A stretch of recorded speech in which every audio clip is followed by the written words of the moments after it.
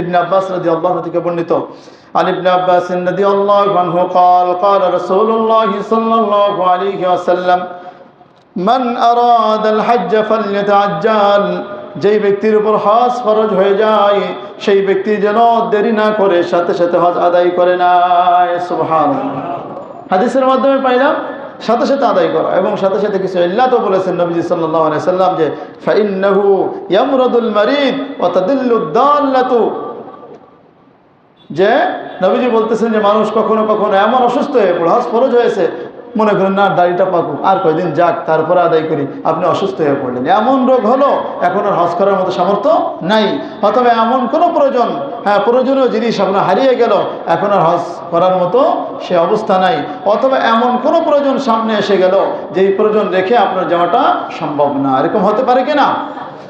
এই সম্ভাবনাময় বিষয়গুলো যেহেতু সামনে আসতে পারে আমাদের, এজন্য নিয়ম হলো নবীজি সাল্লাল্লাহু আলাইহি ওয়াসাল্লাম আদেশ করতেছেন যেই ব্যক্তির হজ ফরজ হবে ওই ব্যক্তি যেন সাথে সাথে বিলম্ব না করে আদায় করে নেয়।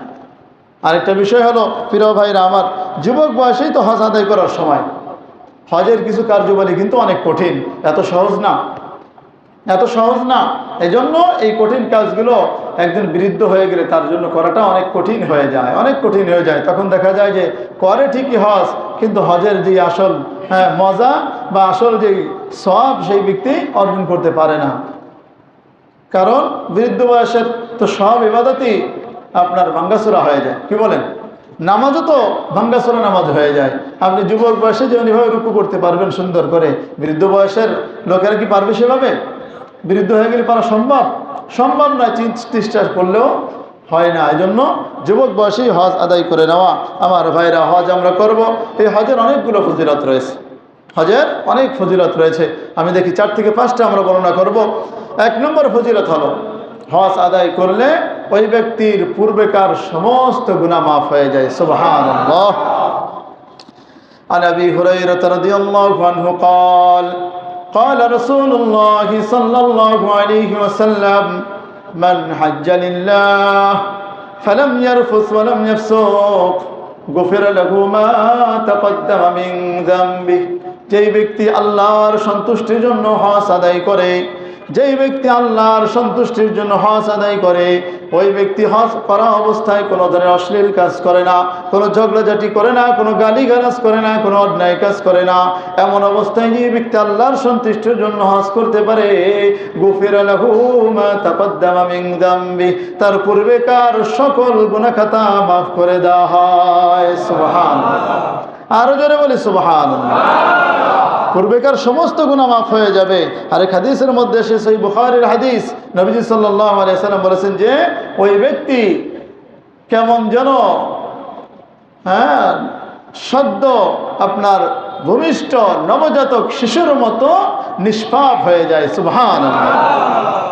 قال رسول الله صلى الله عليه وسلم من حج لله فلم يرفث ولم يفسق رجع كيوم ولدته امه। যেই ব্যক্তি হজ আদায় করবে আল্লাহর সন্তুষ্টির জন্য, কোনো গুনাহ ছাড়া, কোনো ধরনের অন্যায় করা ছাড়া, অশ্লীল কাজ করা ছাড়া, ঝগড়াঝাটি করা ছাড়া, ওই ব্যক্তি ফিরে আসলো কেমন যেন তার মা তাকে নতুন ভূমিষ্ঠ করলো। সুবহানাল্লাহ। নতুন সদ্য ভূমিষ্ঠ সন্তানের কোনো পাপ থাকে? ওই ব্যক্তির মতো নিষ্পাপ তো পৃথিবীতে আর কেউ নাই। একজন হজ আদায়কারী, একজন আল্লাহর সন্তুষ্টির জন্য হজ আদায়কারী ব্যক্তি এরকম নবজাতক শিশুর মতো নিষ্পাপ হয়ে যায়। সুবহানাল্লাহ। এজন্য হজ আদায় করব কি হাজি নাম কামানোর জন্য, নামের শুরুতে হাজি রাখার জন্য, নাকি আল্লাহর সন্তুষ্টির জন্য? আল্লাহর সন্তুষ্টির জন্য। লোকে কি বলবে, সম্পদ আছে, করতে তো মনে চায় না, মনে হয় যে সম্পদ কমে যাবে, এরকম মনে করে অনেকে হজ দেখা যায় যে হজ করতে চায় না। তারপরে লোকের চাপে, ছেলে মেয়েদের চাপে, তুমি বৃদ্ধ হয়ে গেছো, সম্পদ আছে, এখনো যাও না কেন? লোকে কি বলবে, তোমার সম্পদ আছে, একবার হজটা করে আসো, মানুষকে তো বুঝ দেওয়া যাবে না তুমি হাজি সাহেব হয়েছো, সম্পদ ব্যবহার করেছো। এরকম নিয়তে অনেক মানুষ হজ করে। যারা হজে যায় আমার মনে হয় যে 50% লোক হলো এরকম কি বলে দুনিয়ার নিয়তে মানুষকে সন্তুষ্টি করার জন্য করে। যাক, আমার দোয়া করে আমার এই ধারণা ভুল হোক। কি বলেন?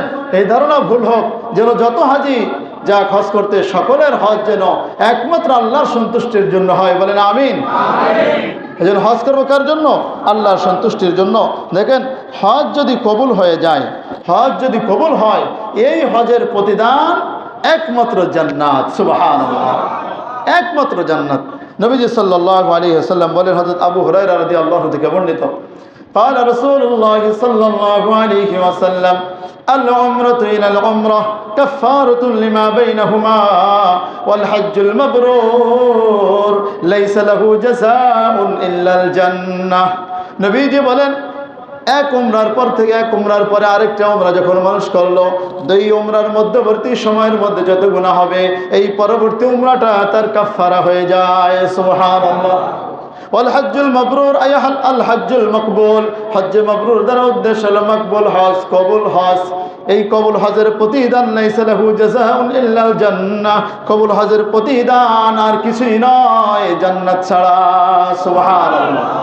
হজ যদি কবুল হয়ে যায়, প্রতিদান কি?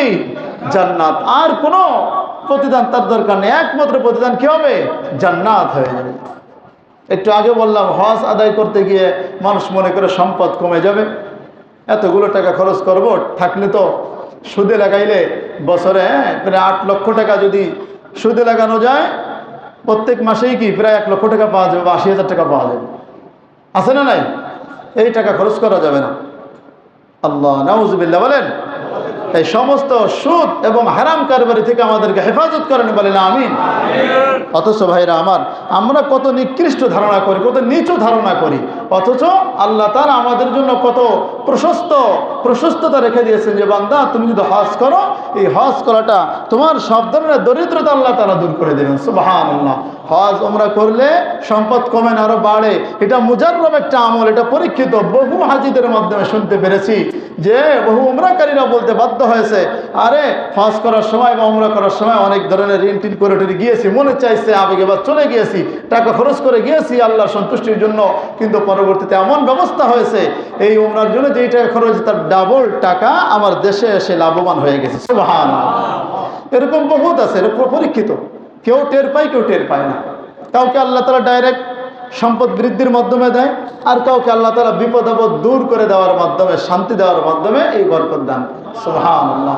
এমন বিপদ আসার দরকার, মানে আসতে চেয়েছিল যে বিপদটা আসলে আপনার সব ধ্বংস হয়ে যেত, আপনার কিছুই থাকতো না, কিসের টাকা পয়সা। কিন্তু আল্লাহ তাআলা দেখা গেছে যে এমন বিপদ থেকেও বাঁচায় দেয়। হয় না অনেক সময় যে গাড়িতে যাওয়ার জন্য খুব তাড়াহুড়া করেছি, কিন্তু সিট নেই, আমাকে নিলই না করে ভাব, এতবার যাইতেছিলাম নিলই না, হেল্পার আমার সঙ্গে খারাপ ব্যবহার করেছে। পরের গাড়িতে গিয়েছি, ঘটনাক্রমে দেখা গেছে যেই গাড়িতে আমি যাওয়ার জন্য পিড়াপিড়ি করলাম, আমাকে নেয় নাই, ওই গাড়িটা আমার সামনে অ্যাক্সিডেন্ট হয়েছে কিনা এরকম ঘটনা বহুত হয়। এরকম বিপদ থেকে যদি বেঁচে যান, মনে করবেন যে হ্যাঁ, কোনো একটা নেক আমলের কারণে আল্লাহ তাআলা আপনাকে অবশ্যই এই বিপদ থেকে বাঁচাই দিয়েছে। এটাই হলো আপনার এই দুনিয়ার জীবনে বরকত, এটাই হলো আপনার সম্পদের মধ্যে বরকত। সুবহানাল্লাহ। তো যারা মনে করে যে হজ উমরা করলে সম্পদ কমে যাবে, তাদের ব্যাপারে নবী সাল্লাল্লাহু আলাইহি ওয়াসাল্লাম বলেন, হযরত আব্দুল্লাহ রাদিয়াল্লাহু আনহু থেকে বর্ণিত, قال رسول الله صلى الله عليه وسلم تابعوا بين الحج والعمرة তাবিউল উমরাতা ওয়াল হজ্জ, তোমরা উমরার পরে হজ করো, অর্থাৎ হজ উমরা তোমরা আদায় করো। ফাইন্নাহুমা ইয়ানফিয়ান আল ফাকর ওয়াজ যুনুব, হজ উমরা আদায় করলে এই দুইটা জিনিস তোমাদের দারিদ্রকে ধ্বংস করে দেয়, দারিদ্র থেকে মিটিয়ে দেয়, তোমাদের যত গুনাহ রয়েছে সকল গুনাহ খাতা মিটিয়ে দেয়। সুবহানাল্লাহ। দারিদ্রতাকে দূর করে দেওয়া মানে কি? আপনার সম্পদ বৃদ্ধি পাওয়া, আপনার দারিদ্রতা দূর হয়ে যায়, আপনি ধনী হয়ে যান। বুঝে আসছে? তো হজ এবং উমরার মাধ্যমে নবীজি বলতেছেন যে ইয়ানফিয়ানে ফাইন্নাহুমা ইয়ানফিয়ানিল ফাকরা ওয়াজ যুনুবা, গুনাহ খাতাও মিটিয়ে দেওয়া হবে এবং আপনার দারিদ্রতাকেও দূর করে দেওয়া হবে। কিভাবে? নবীজি সাল্লাল্লাহু আলাইহি ওয়াসাল্লাম উদাহরণ দিয়েছেন, কামা ইয়ানফিল কির খাবাসাল হাদিদ ওয়াল ফিদ্দা, খাবাসাল হাদিদ ওয়াল যাহাব ওয়াল ফিদ্দা, যেমনি ভাবে কামারের হাফট লোহার জং দূর করে দেয়, স্বর্ণ রূপার ময়লা দূর করে দিয়ে চকচক করে দেয়। সুবহানাল্লাহ। স্বর্ণ রূপা যেমনি ভাবে আপনার চকচক করে দেয়, ঠিক তেমনি ভাবে আপনার হজ উমরা করলে আপনার সকল গুনাহকে একদম ধুয়ে মুছে সাফ হয়ে যাবে, আপনার দারিদ্রতা বলতে কিছুই থাকবে না, আপনি ধনী হয়ে যাবেন। তাহলে ওই চিন্তা করার সুযোগ আছে? নিজের মনের চাহিদাকে প্রাধান্য দেবো না নবীর কথার কথাকে প্রাধান্য দেব, নবীর কথাকে। মনে বলতেছে মনে হয় গরিব হয়ে যাবো, কিন্তু নবীজি বলতেছেন তুমি গরিব হবা না, তোমাকে আল্লাহ তাআলা ধন সম্পদ বাড়ায় দিবেন। সুবহানাল্লাহ। والحج المبرور ليس له جزاء إلا ليس له ثواب دون الجنة। নবীজি হাদিসের শেষেও বলতেছেন যে হজ্জে মাবরুর যার থাকবে, যেই ব্যক্তির হজ কবুল হয়ে যাবে, তার প্রতিদান কেবলমাত্র জান্নাত ছাড়া আর কিছুই নয়। সুবহানাল্লাহ। তাহলে আপনার সব দিক থেকে হজ আদায় করলে দুনিয়াও লাভবান হওয়া যাবে, আখিরাতেও লাভবান হয়ে যাবে।